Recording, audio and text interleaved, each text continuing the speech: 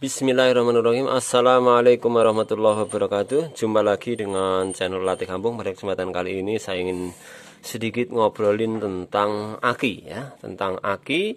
Mengapa kita masih gagal merakit sel aki? Apa sebabnya? Nah, jadi bagi Anda yang masih gagal merakit atau servis aki, silahkan disimak ini. Barangkali faktor kegagalan Anda ada di yang saya sampaikan ini. Jadi tidak peduli apakah Anda menggunakan sel baru untuk yang Anda rakit, karena sel baru pun Anda belum jaminan akan berhasil membuat aki kalau Anda tidak mengetahui ilmunya dahulu. Termasuk apakah Anda melakukan perakitan sel bekas pun belum jaminan gagal atau belum tentu gagal kalau Anda menguasai ilmu-ilmu tentang perakitan aki. Jadi intinya harus menguasai dulu ilmunya. Nah, untuk Anda yang masih gagal, walaupun ini saat ini Anda melakukan perakitan sel aki baru, taruhlah saya contohkan di sini adalah sel aki baru. Ini aki baru, sel baru yang masih mentah. Ini sel matang, sama-sama sel aki mobil 60-an ampere. Aki motor maupun aki mobil pada prinsipnya sama ya. Begini saudara-saudara. Jadi ketika sel ini dirakit kemudian dicas, maka ada beberapa hal yang sangat-sangat perlu diperhatikan. Anda berhasil merakit tapi gagal pada pengecasan, Anda juga akan gagal. Anda berhasil mengecas kemudian berhasil merakit, saat finishing menutup gagal, Anda juga akan gagal. Itu aki ya, bedanya aki. Maka pastikan cas Anda betul-betul layak dan sudah tepat. Maksudnya gimana? Anda yang masih menggunakan voltase 12 volt jelas-jelas nggak akan berhasil untuk rekondisi aki. Ngecas ya kangelan kalau voltase dari trafo adaptor Anda 12 volt buat ngecas nggak akan berhasil. Ya, minimal 15 volt ya. 15 volt minimal itu Mas untuk mengecas. Nah kalau 12 volt itu aki udah isi, tinggal ngisi ulang, itu pun waktunya lama.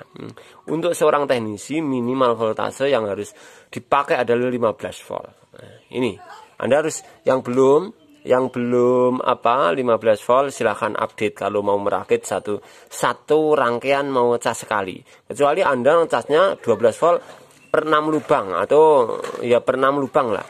6 lubang full baru bisa. Tapi kalau belum punya 15 volt, sebaiknya Anda nyari yang 15 volt dulu biar berhasil.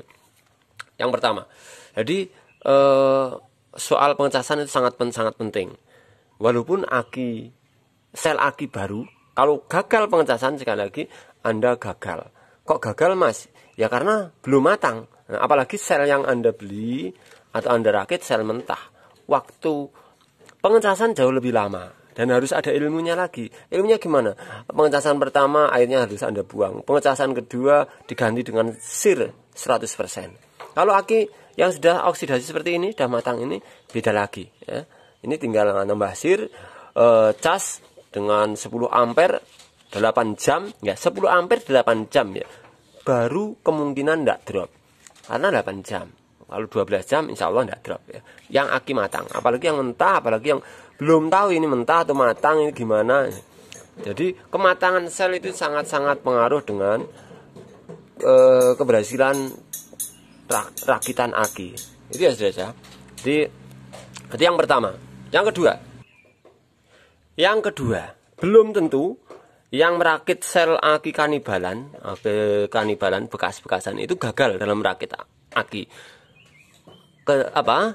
Ketika dia tahu ilmunya, ilmu ini masih layak untuk dibuatkan kanibal. Harus tahu selnya masih bagus, masih halus, belum terlalu kaki-kakinya belum terlalu menjadi arang atau gosong, masih bakoh ya, masih layak ya.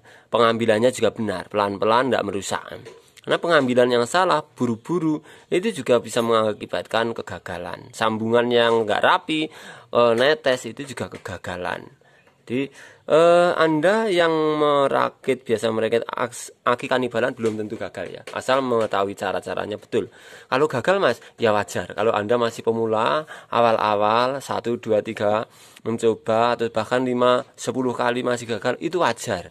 Nggak usah kemerungsung, nggak usah patah arang, lakukan saja. Amati kegagalan Anda, lakukan terus, lakukan terus, lakukan terus. Ini menyemangati Anda ya, biar nggak ngelokro.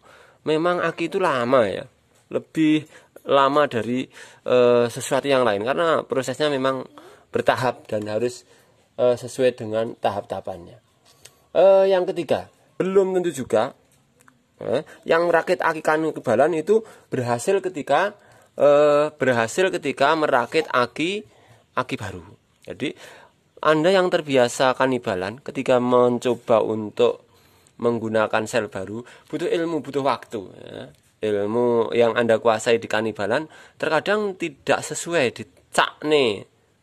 diperlakukan pada sel aki baru. Jadi harus dikuasai.